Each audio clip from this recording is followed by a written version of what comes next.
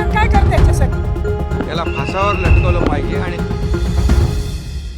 पुणे जिल्ह्यातील भोर तालुक्यातील नसरापूर अत्याचार प्रकरणात प्राप्त झालेल्या शवविच्छेदन अहवालामध्ये मुलीच्या शरीरावर जखमा आढळून आल्या आहेत। या जखमा टणक हत्यारानं केल्याचं समोर आलंय अशी माहिती पोलिसांनी काल न्यायालयात दिली। नसरापूरमध्ये 1 मे रोजी चिमुरडीवर अत्याचार करून तिचा खून केल्याची धक्कादायक घटना घडली होती। या प्रकरणी अटक करण्यात आलेल्या आरोपीला विशेष न्यायालयानं 7 मे पर्यंत पोलीस कोठडी सुनावली होती। पोलीस कोठडीची मुदत संपल्यानं त्याला काल व्हिडिओ कॉन्फरन्सिंगद्वारे पुन्हा न्यायालयात हजर करण्यात आलं होतं।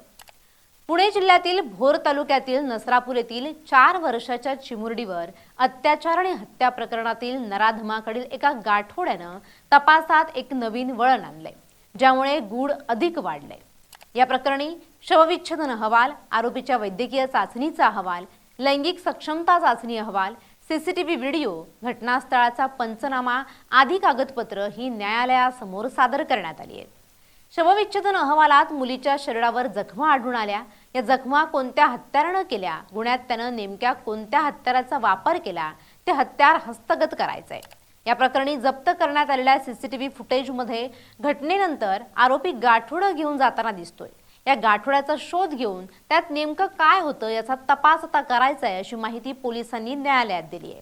तसंच गोठ्यात जाताना आरोपी आणि मुलीच्या हातामध्ये शेवपुडा दिसत होता। ती शेव त्यानं नेमकी कोणत्या दुकानातून खरेदी केली, त्याला आणखी कोणी मदत केली आहे का, याचा तपास करण्यासाठी त्याच्या पोलीस कोठडीत वाढ करावी असा युक्तिवाद विशेष सरकारी वकील ॲडव्होकेट अरुंधती ब्रह्मे यांनी केली। तक्रारदारातर्फे ॲडव्होकेट मनीषा पाडेकर यांनी वकीलपत्र सादर केलं। दोन्ही बाजूचा युक्तिवाद ऐकून घेत विशेष न्यायाधीश MG चव्हाण यांनी आरोपीच्या पोलीस कोठडीमध्ये 12 मे पर्यंत वाढ केली आहे। ही लहान मुलगी आपल्या आई-वडिलांसोबत पुण्यात राहत होती। शाळेला उन्हाळी सुट्टी लागल्यानं ती आपल्या नसरापूर येथे आपल्या आजीच्या घरी गेली होती। त्यावेळी 1 मे रोजी तिच्यावर अत्याचार करून तिची हत्या करण्यात आली होती।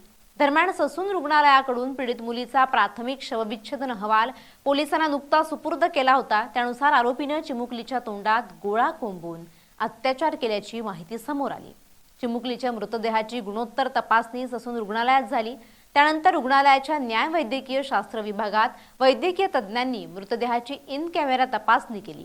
नराधमानं मुलीचा मृत्यू झाल्याची खात्री करण्यासाठी तिच्या छातीत जोरदार बुक्की मारल्याचंही शवविच्छेदन अहवालात समोर आलंय। यानंतर आरोपीनं मुलीला दगडानं ठेचून मुलगी मेल्याचीही खात्री केली। यावरून तिची हत्या किती निर्घुण पद्धतीनं करण्यात आली असावी याचा अंदाजही येतोय। आरोपी भीमराव कांबळेला सोबत घेऊन पुणे ग्रामीण पोलिसांनी मध्यरात्री घटनास्थळाची पाहणी केली आणि त्या पहाटेच्या पाहणीचा सीसीटीव्ही देखील समोर आला होता। या गुन्हेगारीचा सीन रिक्रिएशन करत पोलिसांनी तपास केला। कोणताही अनुचित प्रकार घडू नये यासाठी पोलिसांनी पहाटेची वेळ निवडली। गावकरी प्रचंड संतप्त असल्यामुळे आरोपीला मध्यरात्री घटनास्थळी नेण्याचा वरिष्ठ पोलीस अधिकाऱ्यांचा हा निर्णय होता आणि त्यानुसार पहाटे 3 ते 5 या वेळेत ही पाहणी करण्यात आली। यावेळी घटनास्थळाच्या परिसरात जवळपास 500 ते 600 पोलिसांचा फौजफाटा तैनात होता। नसरापूर प्रकरणातील आरोपीनं चिमुकलीच्या तोंडात गोळा कोंबून तिच्यावर अत्याचार केले।